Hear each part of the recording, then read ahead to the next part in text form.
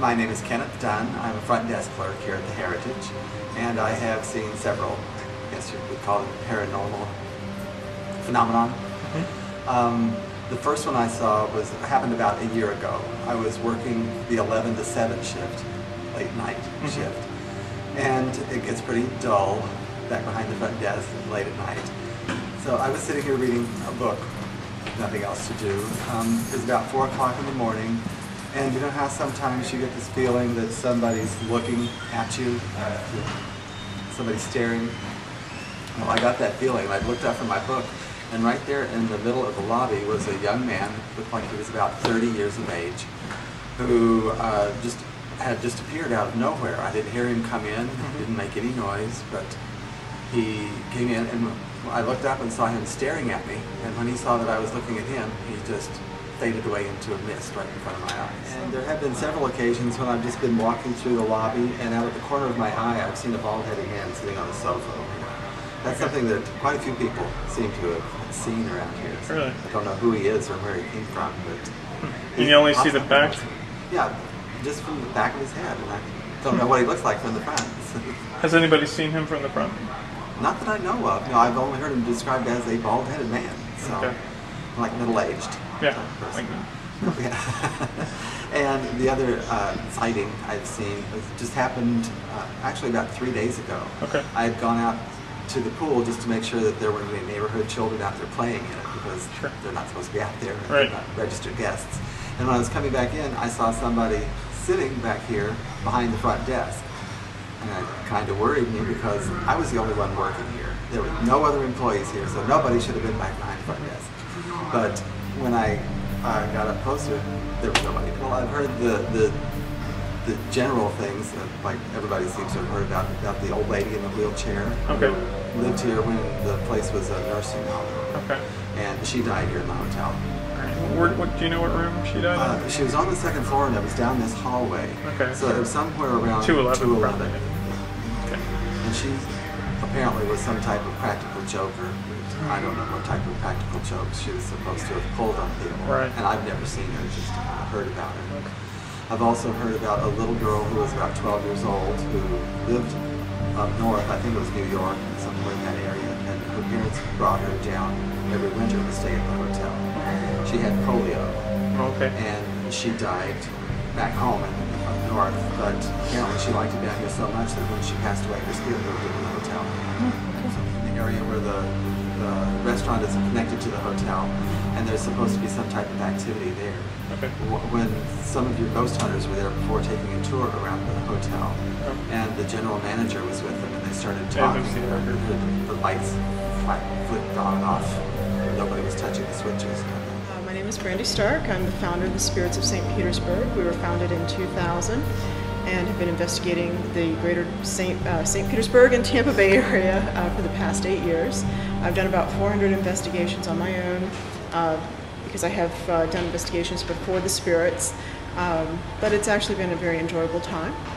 And ultimately, we have been investigating the Heritage Hotel since August 1st of 2007. We do have some documented case phenomena. The first time we came through was actually August the 1st. And at that point we did have one St. Petersburg Times reporter with us, and for hotel staff, it was early evening. We had phenomena located in a variety of locations, one of them being upstairs on the 2nd floor. There is a rumored weeping woman who sits in a wheelchair, stares out a window, and cries. People have seen her usually around February to May, and she ultimately simply sits there. She doesn't seem to interact. And the interesting thing is that nobody knows exactly who she is or why she's there. One speculation was that there was a house that was torn down to build the hotel, and maybe it was a former homeowner, but that really is not substantiated.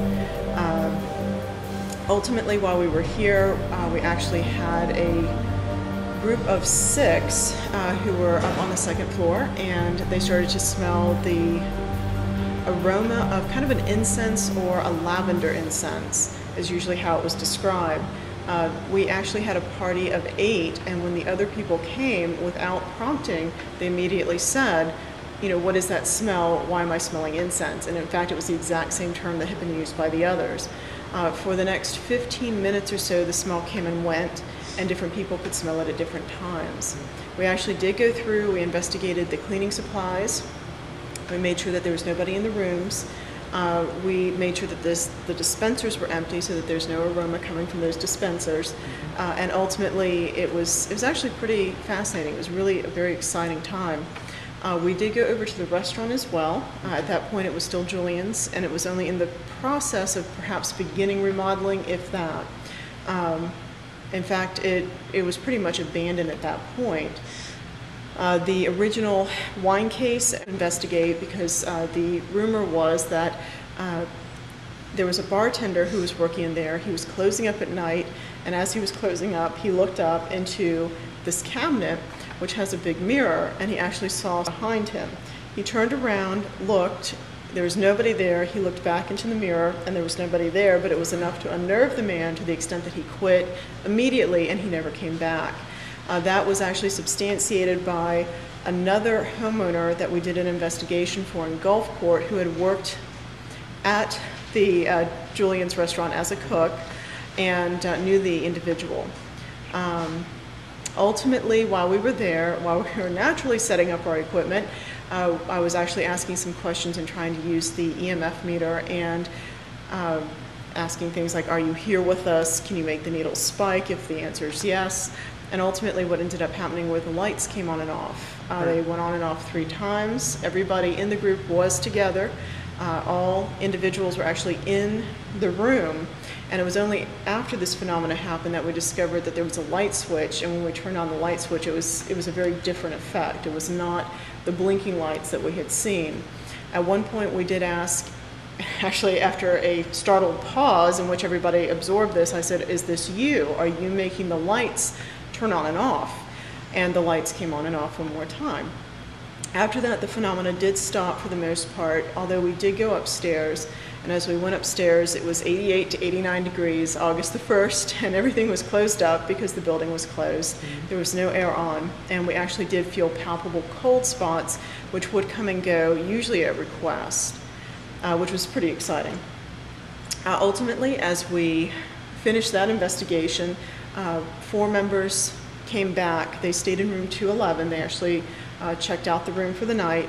At one point, I was in the room and I said, if the lady from the window is with us, can you make your presence known? And the lavender smell came for a couple of seconds and then went again.